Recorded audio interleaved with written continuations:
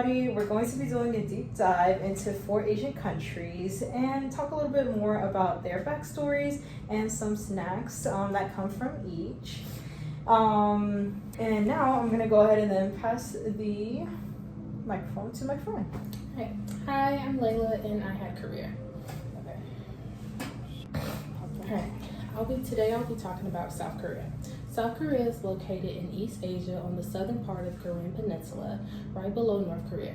It has a democratic government and a population of about 52 million people. Modern South Korea is known for its advanced technology, strong economy, and vibrant culture, blending tradition and innovation. Okay, all right. The first snack that we'll be discussing is going to be choco pies. It's a soft marshmallow-filled cake covered in chocolate kind of like a main pie. Introduced in the 1970s by Orion, it became a symbol of comfort and sharing during tough times.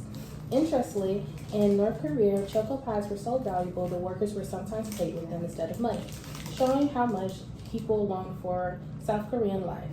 I can relate this to what we learned about Chinese culture, where traditional foods like yakgwa or red tea carried meaning beyond just being a snack.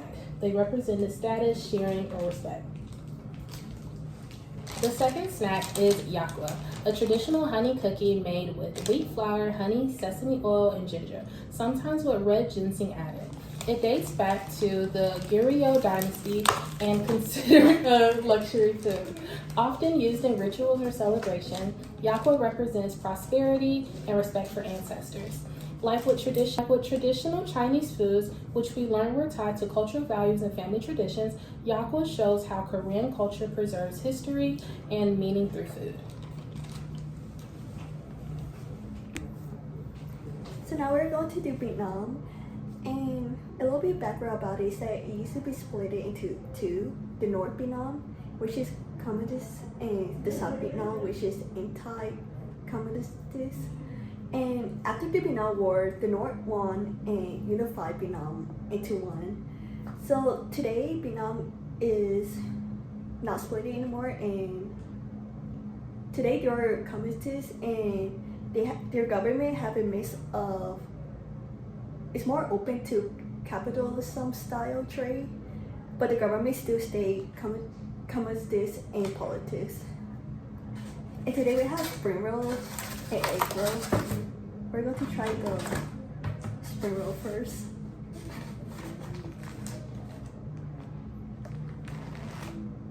So nice. It has shrimp and pork in it with noodles and lettuce. And they use rice paper to wrap it. And they also eat it with a sauce. It's hoisin sauce mixed with peanut on it.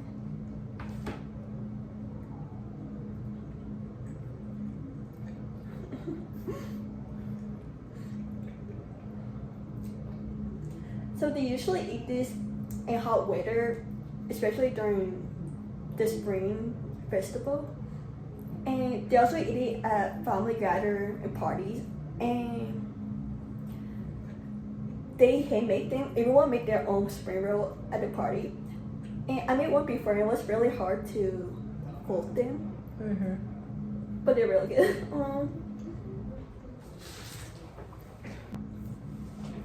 Now we have egg roll. It also has pork and other meat inside it. And back in the days, usually only rich people could eat it. And lower class people, commoners, they only eat it once a year or now. Today, it's very common. You could get it as an appetizer in a lot of restaurants.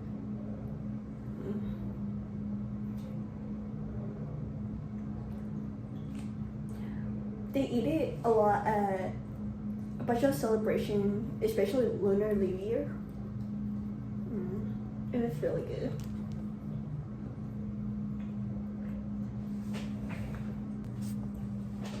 Next up is Japan. So this East Asian country is located in the North Pacific Ocean, and it has 4 main islands known as Hanakadu, Hansu, Shinshu, and Kaishu. And it's also comprised of smaller islands surrounding it. The government currently right now is a parliament government, with a constitutional monarchy, meaning that there is an emperor and there is also a prime minister, with the emperor being more of a symbolic kind of head of state, and the prime minister holding more of the power in the executive branch. It does currently have about 123 million people in terms of the population. And in terms of political and economic states, it is stable with a really good and effective environment, which a lot of businesses use to be able to thrive in. Some of the food snacks that we did bring was this miso soup. This is more of an instant miso soup that you can kind of find. It is a traditional Japanese soup made from dashi broth base and miso paste with a fermented soybean paste. It is a staple in Japanese cuisine, often being eaten as breakfast or just part of like a lunch or dinner meal. And I don't know if you can see, but it typically has like little pieces of tofu, which you may not be able to see, tofu, seaweed, and also green onions. Some of the background is that it does originate from China, but it was actually introduced to Japan about 1,300 years ago by Buddhist priests during the Kamakura period. Once again, it is traditionally eaten daily during, breakfast, lunch, and dinner. And some of the cultural significance that kind of ties it back to class is not only that it was brought by Buddhist monks, but also that back then in the Kamakura era, it was only enjoyed by nobles, monks, warriors, and now it's a household staple that encapsulates the balanced meal, or Injitsu Itza. Next up on our snack list is commonly known as rice balls, also known as onigiri. The ones that we do have here are the rice, the regular Japanese rice with the laver mustard seeds, which is like basically pickled greens. You can open it. It is a portable light meal and snack that is usually filled with various fillings, and it comes in multiple shapes. The one that we have now is like a triangular shape. It's the most common. Typically, it does involve there being cooked rice with layer of filling in between the cooked rice, and then it's all wrapped up within nori or seaweed seeds, you can see.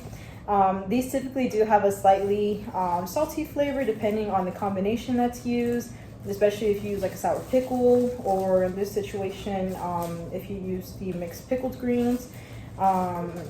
Some of the background is that it was the first portable snack, once again, originating in the Yokoi period, back when only farmers and workers needed it to preserve food so that they could eat at later times when they were out doing manual labors. And then it was later used as a form of gift exchange in the Hina period, but it retained its roots as a portable food during the Kamakura and Edo period, and now it's become a lot more popular that you can even find them in convenience stores. Let's see. Once again, they are convenient snacks, and you typically just eat them on the go. So whenever you're like out and about or you're trying to run errands is when you're traditionally going to eat them. And these also are very commonly found in bento boxes. And one way that I also tied it back to class is that it is symbolic for the care and connection that many mothers have, as they are the ones that prepare bento boxes for their families, primarily younger students and kids who get to enjoy these snacks. And here you can see the inside of the fillings. So it is the norishi with the rice, and then the inside is the pickled filling. And then last but not least, we do have some of the more popular ones, which is the rice cakes, these right here. This one is the Japanese muckwood, and the one that she has is the regular red bean paste. So I'm gonna get into that. So essentially these rice cakes, also known as daifuku, are sweet rice cakes made of glutinous rice that gives a snack a soft and chewy texture. Similarly to the rice balls, it does come with multiple fillings, but these traditionally more so come with like fruits like strawberries or bean paste. The exterior is usually lightly powdered, I don't know if you can see that, but it's lightly powdered with sweet rice flour or roasted soybean flour. And the ones that we have today, once again, are the red bean paste and the muckwood. Originally, these were called hanaburu mochi, also translated as thick belly mochi due to the roundness and the amount of filling used, which, let me see, wait a second. And then it became popular during the Meiji and Taisho period after the red bean paste began using sugar instead of salt.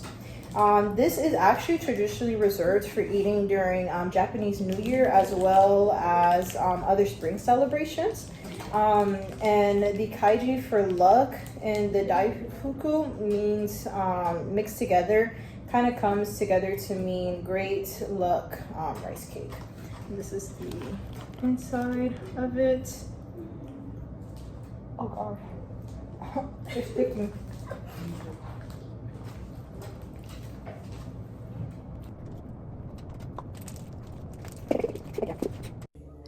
Hi, I'm Jada Allen, and today I'll be discussing Thailand's native dish, mango sticky rice.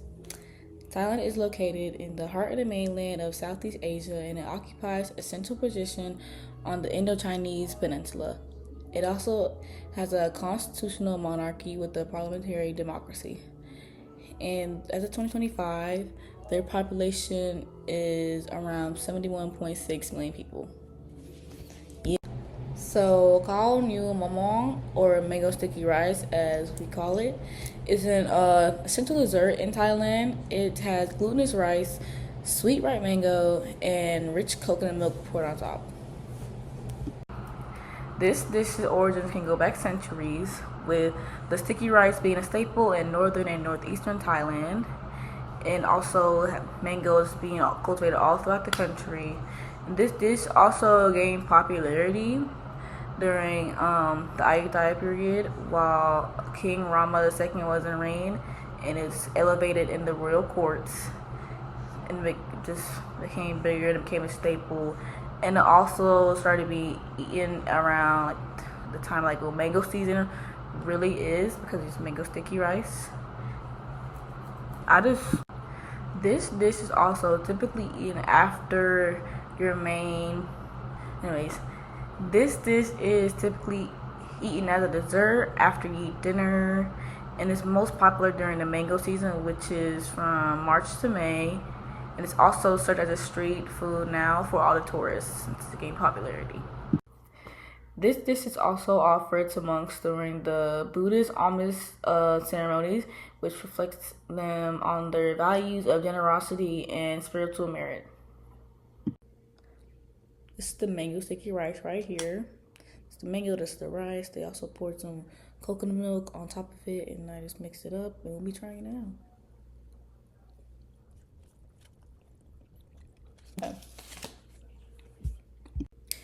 I'm gonna rate that a 7 out of 10. It's not my favorite, but the mango, thankfully, I got is very sweet.